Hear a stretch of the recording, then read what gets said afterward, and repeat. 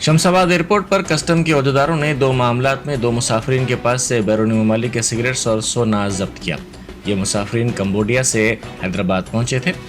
एक के पास से 11.6 लाख रुपए मालियत की सिगरेट्स जब्त की गई। मस्कत से हैदराबाद पहुंचने वाले मुसाफिर के सामान की तलाशी के दौरान 18.17 लाख रुपए मालियत की 317 ग्राम वजनी तिलाई चेन जब्त की गई।